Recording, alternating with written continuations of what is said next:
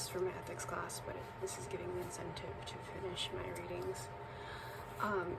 Listen, I took the case of the children only to make my cause clearer. Of the other tiers of humanity with which the earth is soaked from its crust to its center, I will say nothing. I have narrowed my subject on purpose. I am a bug, and I recognize in all humility that I cannot understand why the world is arranged as it is. Men are themselves to blame, I suppose. They were given paradise, they wanted freedom, and stole fire from heaven. Though they knew they would become unhappy, so there is no need to pity them. With my pitiful earthly Euclidean understanding, all I know is there is suffering, and that there are none guilty. That cause follows effect, simply and directly. That everything flows and finds its level, but that's only Euclidean nonsense. I know that. And I can't consent to live by it. What comfort is it to me that there are none guilty, and that cause follows effect, simply and directly, and that I know it? I must have justice, or I will destroy myself. And not justice in some remote infinite time and space, but here on earth, and that I could see myself. I have believed in it, I want to see it, and if I am dead by then, let me rise again. For if all happens without me, it will be too unfair. Surely I haven't suffered, simply that I, my crimes and my sufferings may manure the soul of the future harmony for somebody else. I want to see with my own eyes the hind lie down with the lion, and the victim rise up and embrace his murderer. I want to be there when everyone suddenly understands what it has all been for. All the religions of the world are built on this longing, and I am a believer. But then there are children, and what am I to do about them? That's a question I can't answer. For the 100th time, I repeat, there are numbers of questions, but I've only taken the children. Because in their case, what I mean is so unanswerably clear. Listen, if all must suffer to pay for the eternal harmony, what have children to do with it? Tell me, please. It's beyond all comprehension, why they should suffer and why they should pay for the harmony. Why should they, too, furnish material to enrich the soil for the harmony of the future? I understand solidarity and sin among men. I understand solidarity and retribution, too. But there can be no such solidarity with children. And if it's really true that they must share responsibility for all their father's crimes, such a truth is not of this world and is beyond my comprehension. Some jester will say, perhaps, that a child would have grown up and have sinned. But you see, he didn't grow up. He was torn to pieces by dogs at 8 years old. Oh, Alyosha, I am not blaspheming.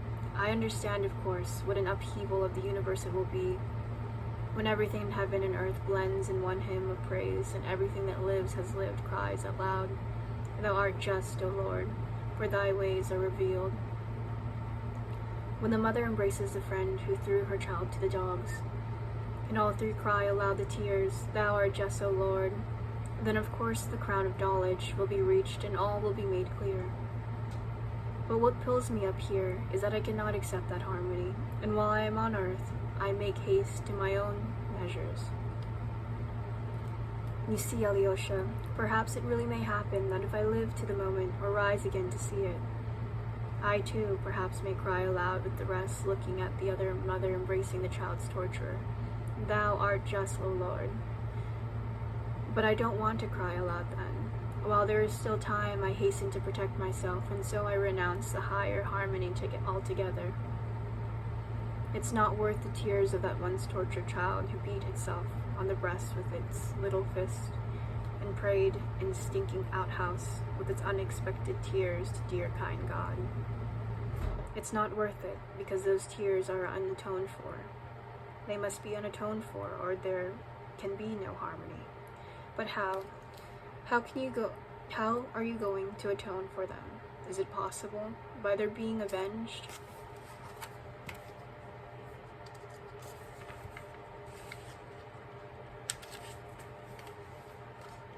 But what do I care for avenging them? What do I care for hell or oppressors? What good can hell do, since those children have already been tortured, and what becomes of harmony if there is hell? I want to forgive, I want to embrace, I don't want more suffering. And if the sufferings of children go to the swell of sum of sufferings which was necessary to pay for truth, then I protest that the truth is not worth such a price. I don't want the mother to embrace the oppressor who threw her son to the dogs. She dare not forgive him. Let her forgive him for herself. If she will, let her forgive the torturer for the immeasurable suffering of her mother's heart. But the sufferings of her tortured child she has no right to forgive. She dare not forgive the torturer, even if the child were to forgive him. And if that is so, if they dare not forgive, what becomes of harmony? If there in the whole world of being who would have the right to forgive and could forgive, I don't want harmony. From love for humanity, I don't want it. I would rather be left with the unavenged suffering. I would rather remain with the unavenged suffering and unsatisfied indignation, even if I were wrong. Besides, too high a price is asked for harmony. It's beyond our means to pay so much to enter on it. And so I happen to give back my entrance ticket, and if I am an honest man, I am bound to give it back as soon as possible.